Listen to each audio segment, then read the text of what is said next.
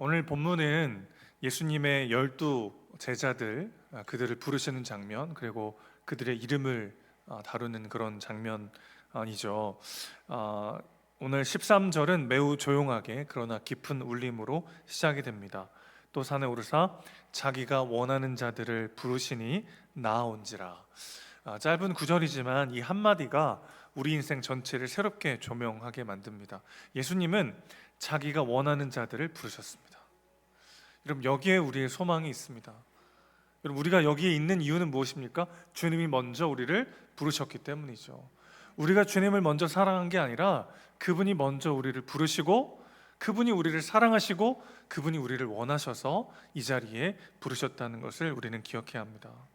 예수님이 자기가 원하는 자들을 부르셨어요. 그리고 그들은 주님께로 나아왔습니다. 이 단순한 장면은 사실 모든 신앙의 본질을 말해줍니다. 믿음은 내가 선택해서 시작된 게 아닙니다. 삶의 의미는 내가 만들어가는 것이 아닙니다. 믿음은, 삶은, 사명은 바로 이 주님의 부르심으로부터 시작이 됩니다. 예수님이 먼저 우리를 원하셨고, 예수님이 먼저 우리를 찾으셨고, 그분이 우리를 부르셨습니다. 그리고 우리가 그 부르심에 응답하면서 나아갈 때 거기서부터 새로운 인생이 시작되는 것이죠. 그 부르심 안에는 우리의 정체성이 있고, 그 부르심은 예수님과의 관계를 시작하게 하고, 그 부르심 위에 우리 인생의 사명이 세워지는 것입니다. 그래서 오늘 우리는 이 질문 앞에 다시 서야 합니다. 나는 누구인가? 그리고 나는 왜 여기 있는가? 혹시 그 질문들이 혼란스럽게 느껴진다면 오늘 말씀을 통해서 다시 한번 답을 듣는 시간 되기 원합니다. 주님의 부르심과 주님의 이끄심 가운데 우리 삶의 소망이 있습니다. 자, 다시 한번 13절 보십시오. 주님께서는 자기가 원하는 자들을 부르셨고 제자들은 나아왔습니다. 어떤 자격과 조건이 있어서가 아닙니다. 주님이 그들을 그저 사랑으로 부르셨습니다. 주님이 원하셔서 우리를 부르십니다. 실력이 뛰어나서도 아니고 우리가 완벽히 준비되었기 때문도 아닙니다. 오히려 아직 준비되지 않은 미완성인 제자들을 먼저 부르시고 그들의 삶을 완성하신 것처럼 오늘 우리도 하나님은 부족하고 연약하고 완전하지 못하지만 그런 우리를 다 아시면서도 우리를 원하시고 우리를 부르시는 하나님이시라는 것입니다. 여러분, 제자들의 면면을 한번 자세히 살펴보면 이들 중에 완전하고 탁월하고 하나님 나라를 위해서 이 정도면 정말 실력 때문에 불렀구나 할 만한 사람들이 없어요. 여러분, 베드로를 보십시오. 시몬이 본명이죠. 시몬. 굉장히 충동적이고 실수가 많은 사람 아니겠습니까? 그런데 그를 주님은 베드로, 반석이라는 이름으로 먼저 불러주십니다. 당시 유대인들에게 이름은 그들의 정체성 그 자체였죠. 예수님은 시몬이 아니라 지금의 그의 모습이 아니라 장차 그가 완성될 모습을 미리 보시면서 그를 베드로라고 부르시면서 그와 함께하기 원하셨습니다. 베드로가 사실 진짜 갈대 같은 사람이잖아요. 조약돌 같은 사람이에요. 그런데 그를 반석이라고 부르시고 그 반석으로 기어이 완성하시는 거죠. 야고보와 요한은 어떻습니까? 우레의 아들이라고 불릴 만큼 불같은 성격의 소유자들이었어요. 누가복음 9장을 보면은 예수님이 이제 사마리아인의 지역에 지나가시게 됐는데 유다와 갈릴리 사이에 사마리아 지역이 있어서 보통은 이제 유대인들이 그들의 땅을 밟기도 싫어가지고 돌아갔습니다. 근데 예수님은 그냥 통과해서 가셨어요. 그런데 사마리아 사람들이 예수님이 지나가시는 걸 거부하고 예수님을 이제 배척했어요. 이때 이제 야고보와 요한이 막 불같이 화를 내면서 예수님 저들을 그냥 확 불을 내려가지고 다 멸해 버릴까요? 그렇게 이제 이야기할 정도로 정말 이제 불같은 성격의 소유자들이었죠. 그런데 요한이라는 사도는 나중에 그의 별명이 바뀌는데 뭐라고 바뀌냐면 사랑의 사도로 변화가 됩니다. 하나님이 막 그들의 성격을 누르시고 부러뜨린 게 아니라 그들이 막 불같은 성격이었는데 그들이 주님을 만나자 불같은 사랑의 사람으로 쓰임받게 된 거죠. 여러분, 그런 것 같아요. 막 진짜 막 열정적인 사랑이 보통 화를 잘 내잖아요. 그 열정을 가지고 누군가를 사랑하고 섬기는 일에 쓰임받도록 하나님은 이들을 부르셨다는 거죠. 그들의 성향을 그대로, 그들의 성품을 그대로 빚으시고 완성하셔서 하나님 나라의 일꾼으로 이들을 사용하고 계시는 거죠. 이름도 공교롭게도 같아요. 성향도 비슷해가지고 막 지금은 전혀 티가 안 나죠. 제가 막 감사합니다. 막 진짜 불같은 막 열정과 막 그런 하나님을 향한 열심이 방향을 제대로 잡기 시작할 때 그게 정말 사람을 살리고 하나님 나라에 도움이 되는 것처럼 이 야고보와 요한이 가지고 있었던 그 불같은 성격을 하나님이 다듬으시고 빚으시고 사용하셔서 사랑의 사도로 누구보다 열심히 교회를 사랑하고 섬기는 하나님의 사람으로 주님께서 만들어 가시는 거죠. 그러니까 이들이 완벽해서 부르신 게 아니라 그들을 먼저 부르시고 하나님의 사람에 합당하도록 주님이 빚으시고 사용하시더라는 것입니다. 마태는 어떻습니까? 마태는 세리 출신이죠. 당시 세리는 매국노, 동족의 고열을 빨아먹는 매국노와 동의어였습니다. 그런데 하나님은 그를 복음서의 저자로 세우셨어요. 도마는 어떻습니까? 도마 지금까지 고통당하잖아요. 그 별명이 뭐예요? 의심 많은 도마. 그는 예수님의 옆구리에 내가 손을 넣어보기 전에는 한 발자국도 움직일 생각이 없었던 사람이에요. 그런데 전승에 의하면 그가 나중에 인도까지 가서 복음을 전하다가 순교합니다. 내가 손을 넣어보기 전에는 믿지 못하겠다. 한 걸음도 움직일 생각이 없었던 그는 가장 멀리까지 가서, 사도들 중 가장 멀리까지 가서 예수님을 전하는 그런 사람이 되었습니다. 그의 의심조차 사용하셔서 견고한 믿음으로 바꾸시는 거죠. 여러분, 하나님은 완전한 사람을 찾지 않으세요. 그분이 쓰시는 사람은 완성품이 아니에요. 미완성인 우리를 먼저 부르시고 하나님의 손으로 빚어 완성하시는 분이 우리 하나님이신 줄로 믿습니다. 우리는 지금 어떤 모습으로 주님 앞에 부름받아 여기 있습니까? 아직 연약하고 부족하고 자격 없는 모습이라 할지라도 그 모습 그대로 사랑하셔서 우리를 부르셨다는 것을 기억하십시오. 주님께서 어떤 자들을 부르셨다고요? 주님이 원하시는 사람들, 주님이 사랑하시고 함께하기를 원하셨던 사람들을 조건 없이 자격 없이 그들을 부르시고 그들의 삶을 빚으시고 완성하셨다는 것입니다. 그렇기 때문에 오늘 우리가 주목해야 되는 것은 나의 한계가 아니라 그분의 부르심이죠. 나의 실력과 나의 어떠함이 아니라 그런 나를 부르시고 함께하게 하시는 하나님의 그 부르심의 자리에서 진짜 나를 발견해야 된다는 것입니다. 또 한 가지 주목할 사실은 주님이 제자들 한 사람을 부른 게 아니라 공동체를 부르셨다는 것입니다. 자기와 함께 있게 하시고 제자들을 전도도 하며 귀신을 내쫓는 권능도 가지면서 둘씩 셋씩 이렇게 짝을 지어 보내시잖아요. 주님은 항상 공동체로 우리를 부르십니다. 특별히 12이라는 숫자가 굉장히 중요한 상징을 가지고 있어요. 12지파로 구성된 이스라엘이 구약의 하나님 나라였다면 이제 12사도로 시작되는 교회, 이게 이제 신약의 하나님 나라 백성들이죠. 야곱의 12아들들이 조상으로 있는 그 이스라엘의 12지파를 통해서 하나님의 나라를 여셨다면 이제 신약에 와서는 12사도로 구성된 이들을 통하여 교회를 시작하시죠. 가룟 유다가 배신해서 나가 떨어졌는데 굳이 12라는 숫자를 맞춘 이유도 바로 여기 있습니다.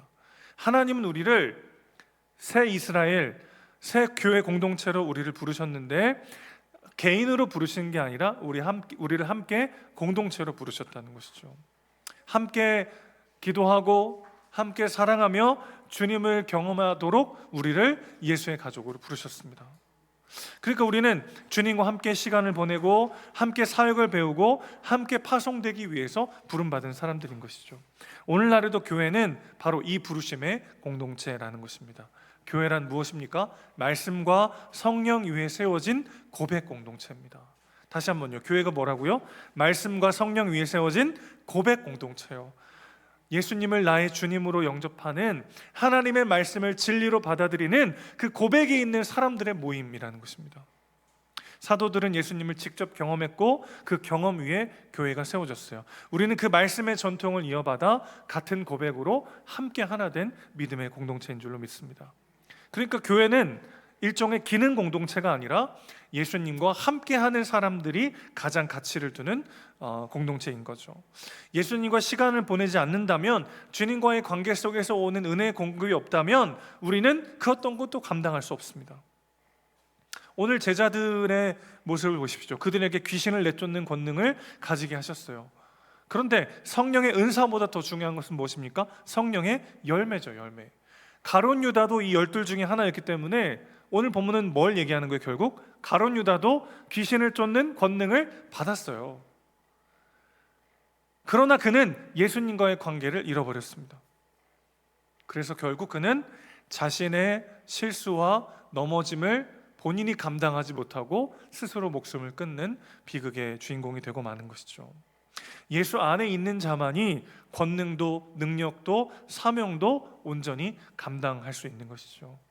능력의 사역은 동행의 관계로부터 나옵니다. 오늘 우리가 주어진 삶을, 사명의 자리를 제대로 감당할 수 있느냐의 여부는 우리의 실력에 있지 않고 주님과의 관계의 깊이에 있다는 것이죠. 주님과 관계 속에 그 은혜와 사랑을 누리는 자만이 주어진 삶을 온전히 살아낼 수 있다는 것입니다. 자, 그래서 오늘 우리 시선이 다시 한번 전환되었으면 좋겠어요. 어떤 현실 앞에, 어떤 사명 앞에 우리가 늘 주목하는 건 뭡니까? 내가 감당할 수 있는 실력이 되는가? 그 현실을 내가 살아낼 수 있는 능력이 있는가? 지금 이런 상황을 뚫고 나갈 수 있는 여건이 되는가?